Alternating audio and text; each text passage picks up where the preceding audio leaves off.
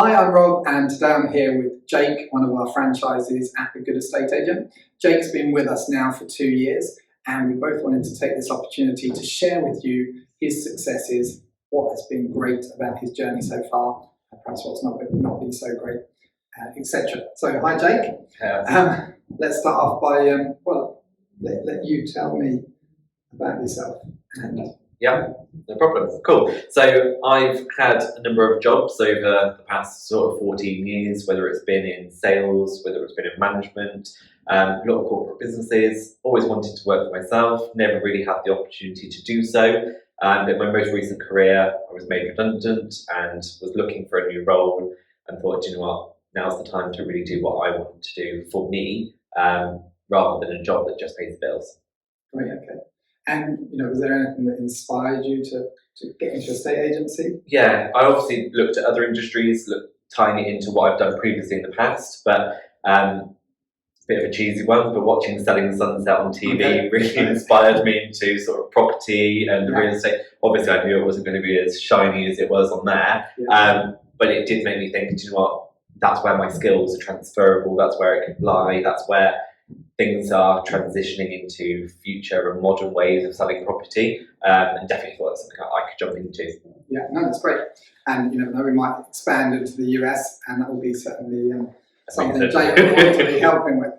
So, why do you think you've been so successful?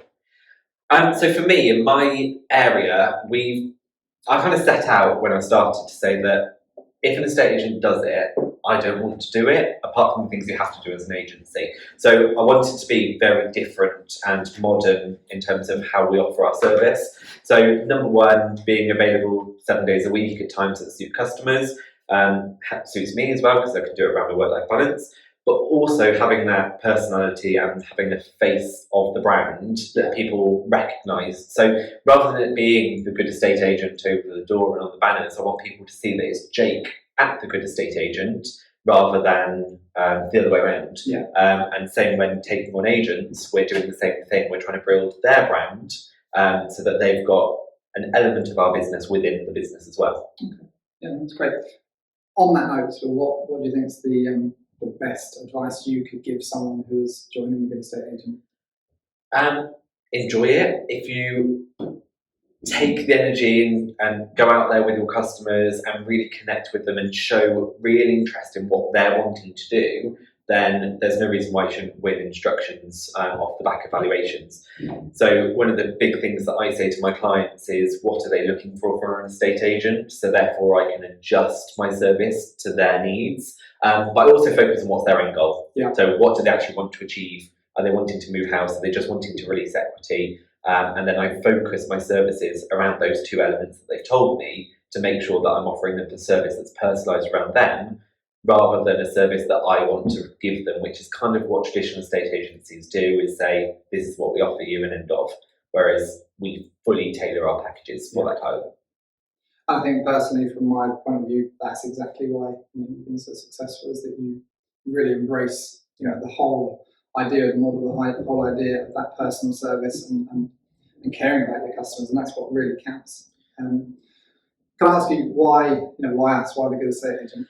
Yeah, so obviously I looked into a number of different companies, but with yourself, it definitely felt more family-led, a little bit more personable. So everybody at head office that we spoke to was fantastic. So they gave me lots of help and support along the way. The training journey throughout, having the additional training to do a qualification, which I've completed recently, that's all offered me an opportunity to start the business and get off the ground running, but also allowing me to run the business the way I want to run it. So using the brand and the logo and the systems and having that there at my fingertips, but being able to put together my own marketing strategy, my own business plan to actually drive my own business the way I want it run, rather than being told by other suppliers in terms of business development manager telling you where you've got to go, how you've got to do it. This is my business and I run it the way I want to. No, that's great to hear, because as you know, we pride ourselves on the support and training. It's one of the key things we always say to people. It's something that never stops. it's unlimited. This is the whole point of us as a group, not just from us, but I know from you and many of the other franchises. Supporting, helping each other out. That's what it's all about. Which is obviously the benefits of being part of a network rather than being, out there on your own. So you're getting all the best bits of running your own business with all the best bits of a, dare I say, corporate structure, where we try not to be corporate, as you know. So that's great.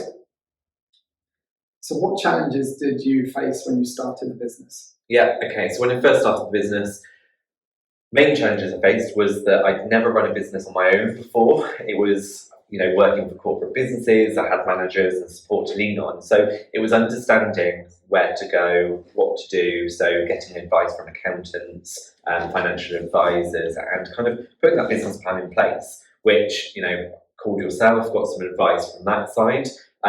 So that was the first hurdle I had to come over, was how do I actually run a business? Because I'd never done it by myself before.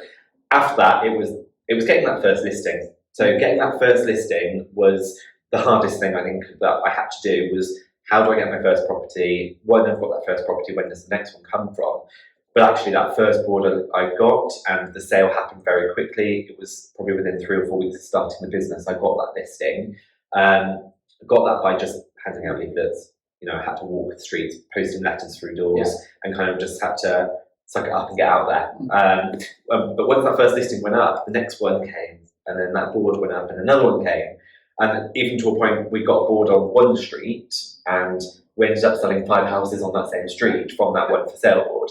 So the hardest challenge was absolutely getting that first listing and really getting the name out there. But after that, everything just kind of fell into place. Yeah. And that's great. I mean, it is a challenge, but I often say to people that that's the hardest thing, getting your first property. And if that's as hard as it gets, really, it's just a bit of effort, isn't it? But it is. You get that first property, because you're not an agent until you've got property. And people are going to look. So you've got to get that first, over that first hurdle. But as you say, once you get that, then it's like social proof. You've got property. Now you can get going. So, what is the best thing that you love about being a business owner?